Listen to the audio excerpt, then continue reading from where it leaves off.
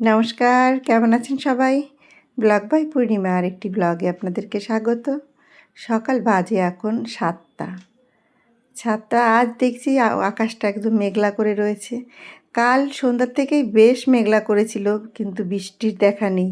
এমন মনে হচ্ছিল যেন বৃষ্টি পড়বে, কিন্তু বৃষ্টি একদমই হলো না।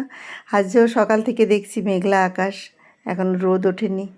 কলকাতায় কিছুদিন ধরে তো প্রচণ্ড গরম, কিন্তু এই গরমে একটু বৃষ্টি হলে একটু স্বস্তির হতো মানুষের, কিন্তু বৃষ্টির কোনো দেখা নেই। আকাশ ভর্তি মেঘ, কোনো বৃষ্টি নেই। তো সকাল সকালে আমি ছাদ বাগানের ভেবেছিলাম জল দেব না, কিন্তু বৃষ্টি তো হচ্ছে না, তো জল তো দিতেই হবে এখন। এত মেঘ করেছিল, মনে হলো এক্ষুনি বৃষ্টি আসবে, তো বৃষ্টি আর হলো না। তো আমি এখন সকালে জল দেব, গাছগুলোকে একটু ধুয়ে দেব, আর গাছের গোড়াতে জল স্প্রে করে দেব, গাছের পাতাগুলো একটু স্প্রে করে ধুয়ে দেবো, আর গোড়ায়ও জল দিয়ে দেবো এখন সমস্ত গাছে। এই ড্রাগন গাছের তো নিচের এই ড্রাগন গাছগুলোতে এখনও ফুল আসেনি। তা দেখুন, এই ড্রাগন গাছের মধ্যে একটা উচ্ছে গাছ হয়েছে। আমি এরকম প্রতিটা টবের গোড়ায় গোড়ায় কোথাও কোথাও এরকম দানা পুঁতে দিই, এরকম হয়ে মানে দু একটা করে দেখুন উচ্ছে বেশ হয়েছে এখানে। তো যেখানে সেখানে এরকম উচ্ছে গাছে এরকম বেয়ে ওঠে। তাই এই করে অনেক উচ্ছে গাছ চতুর্দিকে ছড়িয়ে ছিটিয়ে আমার ছাদ বাগানে। তো এখানে এই গাছের মধ্যে তবে উচ্ছে, এই ড্রাগন গাছে হলে তোলাটা বড় কষ্টকর, হাতে এত কাটা ফুটে যায়, খুব কষ্ট হয়। তা এখন চলে এসেছি উপরের ছাদ বাগানে। উপরের ছাদে দেখুন প্রচুর সবজি, প্রচুর শাক।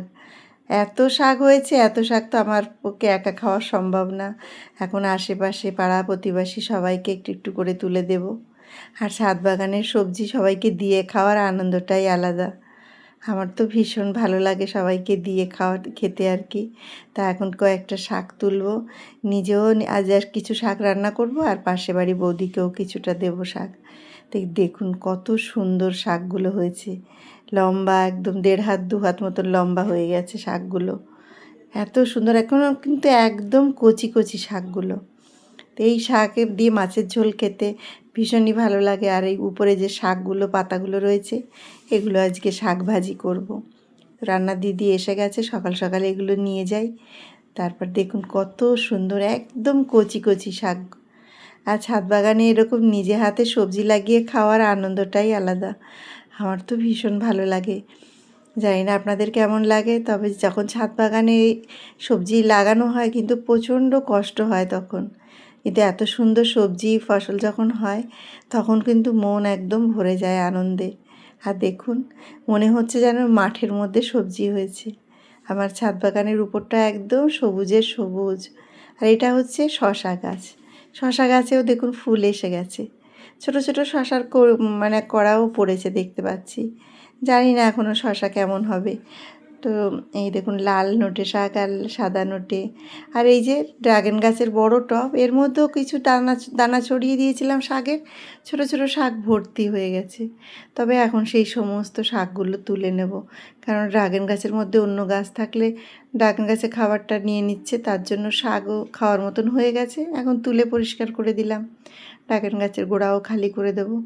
তবে এই টবটা অনেক বড়, তো এখানেও কিছু উচ্ছে গাছ লাগিয়েছি, একটা ভেন্ডি গাছও বসিয়েছি। আর এই যে ছোটো ছোটো নিচে যে টবগুলো দেখছি না, ওটাতে আমি লাগিয়েছি লঙ্কা গাছ, হালকা একটু সাইড দিয়ে চুন দিয়ে দিয়েছি। আর এটাও অনেক বড় টব, এর মধ্যে পেঁপে গাছ বসিয়েছি। সাইডে সাইডে এটা ওটা একটু টুকটাক গাছ বসিয়ে দিয়েছি। গাছে বেশ দেখতে পাচ্ছি বেদানা ধরেছে গাছটায়। গাছটা খুব একটা বড় না বেদানা গাছটা, তবে প্রচুর বেদানা দেয়। আর আতা গাছের তো প্রচুর আতা হয়েছে, এটা তো আপনাদের আমি মাঝে মধ্যেই দেখাই।